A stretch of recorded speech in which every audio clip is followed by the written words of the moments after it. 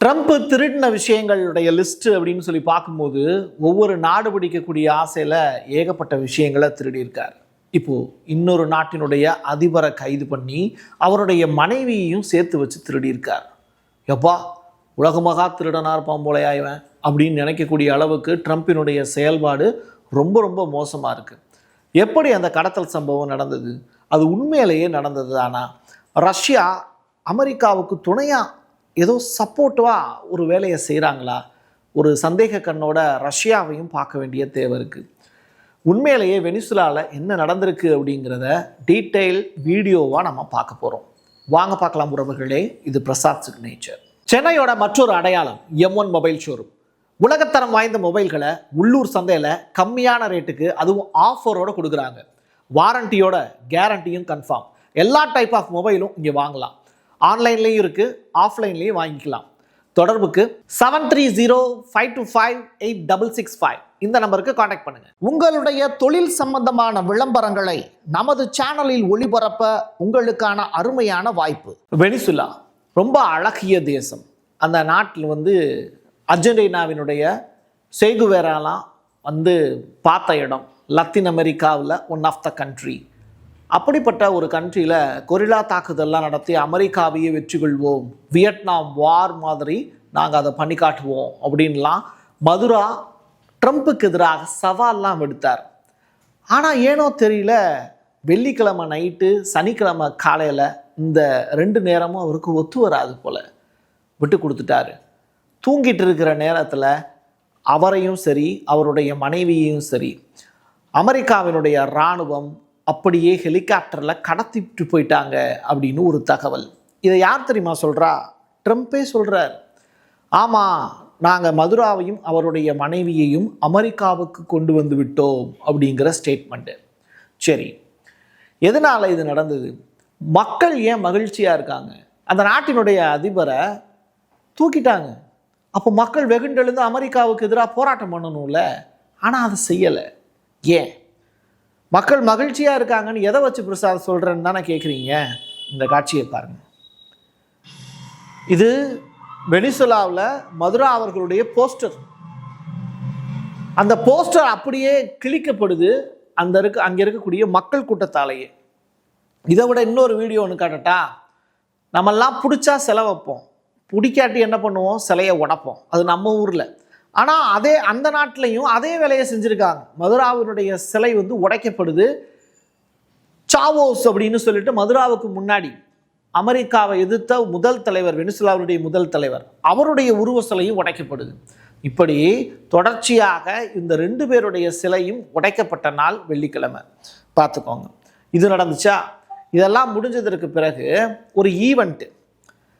வெனிசுலாவினுடைய அதிபரும் சீனாங்கிற கம்யூனிச நாட்டினுடைய ஒரு தூதரும் கொஞ்ச நேரத்துக்கு முன்னாடி சந்திக்கிறாங்க. எங்கே? வெனிசுலாவில் வச்சு. வெனிசுலாவினுடைய அதிபர் வீட்டில் வச்சு இந்த சந்திப்பு நடக்குது.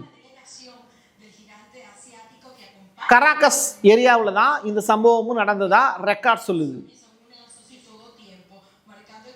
இப்படிப்பட்ட ஈவெண்ட் நடந்துகிட்டு இருந்த 3 மணி நேரம் கழிச்சு டக்குன்னு பார்த்தா அமெரிக்காவினுடைய ஹெலிகாப்டர் மதுராவையும் அவருடைய ஒய்ஃபையும் கடத்திட்டதா ட்ரம்ப் ட்விட் போடுறாரு. சீன தூதர் உயிரோடு இருக்கிறாரா இல்லையா அப்படிங்கிற பெரும் கவலை இப்போ சீனாவுக்கே வந்துருச்சு. ஆனால் வெனிசுலாவில் அமெரிக்கா செய்த செயல்பாடை கண்டிக்கிறாங்க. யாரு? சீனாவினுடைய இராணுவம். முக்கியமாக ஜி ஜின்பிங் இந்த நடவடிக்கை சரியில்லை அப்படின்னு அமெரிக்காவுக்கு கண்டனத்தை தெரிவிச்சிருக்காரு. ரஷ்யா பொங்கியிருப்பாங்களே பிரசாத் அப்படிங்கிற கேள்வி உங்களுக்குள்ள இருக்கும். அதுக்கான பதிலை நான் சொல்கிறேன். இப்போ இந்த காட்சியை பாருங்க. இவர் யாருன்னா வெனிசுலாவினுடைய பாதுகாப்புத்துறை அமைச்சர். அவர் கொண்டுட்டாங்க அப்படிங்கிற ஒரு செய்தி பரவிக்கிட்டு இருந்துச்சு. ஏன்னா இராணுவ தளத்தில் அவருடைய வீட்டில் மேலே குண்டு போட்டாங்க அப்படிங்கிறது செய்தி. ஆனால் அந்த குண்டு போட்டப்போ அவர் இந்த மீட்டிங்கில் இருந்தார் அப்படிங்கிற ஒரு செய்தியும் இப்போ பரவிட்டு இருக்கு. அந்த வீடியோ காட்சியை தான் நான் உங்களுக்கு காண்பிக்கிறேன். ஆக மொத்தத்தில் வெனிசுலாவில் மிக முக்கியமான தலைவர்கள் யாரும் கொலை செய்யப்படவில்லை அப்படிங்கிறது ஊர்ஜினமாகுது. சரி, இது ரிலேட்டடா மார்க் ரூபியோ, யாரு? அமெரிக்காவினுடைய வெளியுறவு செயலர், அவர் சொல்றதை கேளுங்க.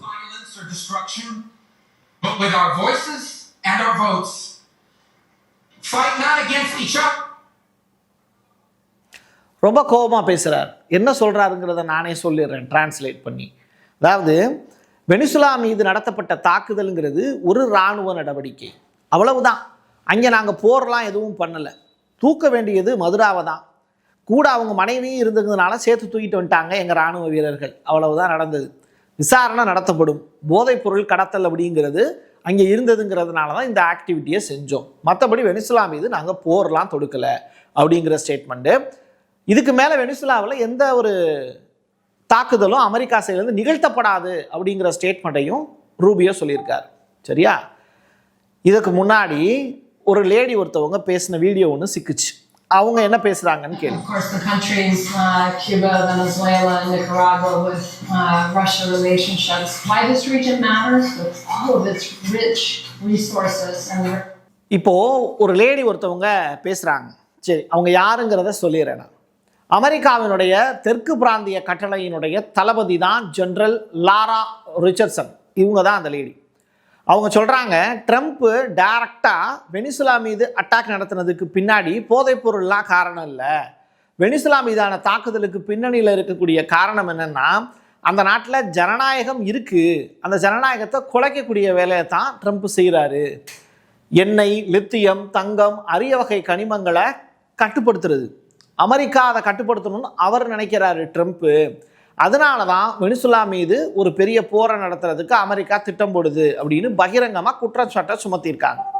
சரியா? இதான் நடந்தது. அதற்கு பிறகு ரொம்ப நேரத்துக்கு பிறகு ரஷ்யா சைட்லேருந்து ஒரு ரெஸ்பான்ஸ் வந்துச்சு. என்னென்னா, மதுரா பற்றிய கவலையை ரொம்ப நேரத்துக்கு பிறகு ரஷ்யா ஏன் வெளிப்படுத்துகிறாங்க அப்படிங்கிற கொஸ்டின் மார்க் இருந்தது. அவரை மக்கள் முன்பு அமெரிக்கா காண்பிக்க வேண்டும். ஏன்னா கைது பண்ணிட்டேன்னு சொல்கிறீங்க, அப்போது மக்கள் முன்னாடி காட்டுங்க. அந்த நாட்டினுடைய அதிபரை கைது பண்ணிட்டேன்னு சொல்கிறீங்க, அது எப்படி சரியாக வரும்? மக்கள் முன்னாடி ஷோ பண்ணி காமிங்க. அவர் தப்பு பண்ணியிருக்காரு இல்லைங்கிறதெல்லாம் அடுத்து. ஐக்கிய நாடுகள் சபையில் வெனிசுலா சைட்லேருந்து ரெக்வஸ்ட் போயிடுச்சு. இப்படி இருக்கப்பட்ட நிலையில் அமெரிக்கா அவரை காண்பிக்கணும்ல மக்கள் முன்னாடி அப்படிங்கிற யதார்த்தமத்தை புரிஞ்சுக்கிட்டு அவங்க சொல்கிறாங்க. சரி, இப்போது எனக்கு ஒரு டவுட் வருது. ட்ரம்ப்பும் புட்டினும் சேர்ந்து ஒரு பெரிய சதி வலை பின்னுறாங்களோ அப்படின்னு. ரஷ்யாவுக்கு வெனிசுலா ரொம்ப முக்கியமான கண்ட்ரி. ஆனாலும் வெனிசுலாவினுடைய அதிபர் மதுராவை இன்னைக்கு தேதிக்கு ரஷ்யா விட்டு கொடுத்துருச்சோ அப்படிங்கிற டவுட் இருக்குது. காரணம் என்ன அப்படின்னா, உக்ரைன் பஞ்சாயத்து. இதை எதை வச்சு பிரசாத் நீ சந்தேகப்படுற அப்படின்னு கேட்டால், இந்த வீடியோ வச்சு தான். இந்த லேடி யாருன்னா வெனிசுலாவினுடைய வைஸ் பிரசிடெண்ட். சரிங்களா? அவங்க பேர் டெல்சி. ரைட்டா? இப்போது ப்ராப்ளம் யாருக்கு இடையிலனா, மரியா அப்படிங்கிற நோபல் பரிசு கொடுத்தாங்கல்ல அமெரிக்கா சைடில் இருந்து வெனிசுலாவினுடைய மிக முக்கியமான எதிர்க்கட்சியை சேர்ந்த ஒருத்தவங்களுக்கு, அந்த லேடியை இப்போ பிரசிடெண்ட்டாக உட்கார வைக்க போகிறாங்களா, இல்லை ரஷ்யாவுக்கு ரொம்ப க்ளோஸாக, இவர் யார் தெரியும்ல, லாவ்ரோவ், ரஷ்யாவினுடைய வெளியுறவுத்துறை அமைச்சர், அவரும் இந்த டெல்சி அப்படிங்கிறவங்களும் ரொம்ப க்ளோஸ். எப்போலேருந்து? 2022 க்ளோஸ். அவங்க ரஷ்யாவினுடைய வெளிநாட்டு விவகாரங்கள் உள்ளிட்ட விஷயங்கள் எல்லாம் மூக்க நுழைப்பாங்க அப்படிங்கிற தகவலும் நிறையா ஸ்பை ஏஜென்சி சைடில் இருந்து ரிப்போர்ட் ஆகிருக்கு. இப்படிப்பட்ட நிலையில் இவங்க ரெண்டு பேரும் க்ளோஸாக இருக்காங்கன்னா, ரஷ்யாவினுடைய கோரிக்கை வெனிசுலாவில் அடுத்த அதிபராக இந்த லேடியை போஸ்டிங்கில் போடுங்க அப்படின்னு ரஷ்யா ஒருவேளை ரெக்வஸ்ட் வச்சுருக்கலாம். இது எப்போ ஊர்ஜினமாகும் அப்படின்னா, ரஷ்யா இந்த துணை அதிபர் அப்படிங்கிற போஸ்டிங்கில் இருக்கிறவங்கள அமெரிக்காவுக்கு ரெக்கமெண்ட் பண்ணக்கூடிய அடிப்படையில் வெனிசுலாவில் இவங்க அதிபர் போஸ்டிங்கில் உட்காருவாங்க. இதுதான் நாளைக்கு நடந்துச்சுன்னா நான் சொன்ன விஷயம் கன்ஃபார்ம் ஆகிடும். இல்லை அமெரிக்காவினுடைய தலையாட்டி பொம்மையாக இருக்கக்கூடிய மரியாவையே போஸ்டிங்கில் உட்கார வச்சுனாங்கன்னா ரஷ்யாவுக்கும் இதுக்கும் சம்மந்தம் இல்லை அப்படிங்கிறத நம்ம புரிஞ்சுக்கலாம். எது எப்படியாக இருந்தாலும் ஒரு நாட்டினுடைய அதிபரை இன்னொரு நாட்டில் இருந்து இராணுவ நடவடிக்கை மூலியமா தட்டி தூக்கிட்டு போகிறதுங்கிறது ஜனநாயகத்திற்கு விரோதமான செயல். அமெரிக்காவுக்கு உலக நாடுகள் எல்லாமே சேர்ந்து கண்டனம் தெரிவித்து அமெரிக்கா மேலேயே ஒரு போர் தொடுத்தோம் அப்படின்னா அது உண்மையிலேயே ஜனநாயகத்திற்கு ஆதரவான செயலாக கருதப்படும். இது என்னுடைய தனிப்பட்ட கருத்து. என் கையெழுத்து என் மக்களுக்கானது. உறவுகளே, மீண்டும் ஒரு பதிவில் சந்திக்கலாம். நன்றி, வணக்கம். சென்னையோட மற்றொரு அடையாளம் M1 மொபைல் ஷோரூம்.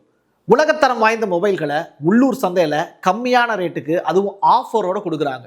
வாரண்டியோட, கேரண்டியும் கன்ஃபார்ம். எல்லா டைப் ஆஃப் மொபைலும் இங்கே வாங்கலாம். ஆன்லைன்லேயும் இருக்குது, ஆஃப்லைன்லேயும் வாங்கிக்கலாம். தொடர்புக்கு 7305258665 இந்த நம்பருக்கு காண்டாக்ட் பண்ணுங்க. உங்களுடைய தொழில் சம்பந்தமான விளம்பரங்களை நமது சேனலில் ஒளிபரப்ப உங்களுக்கான அருமையான வாய்ப்பு.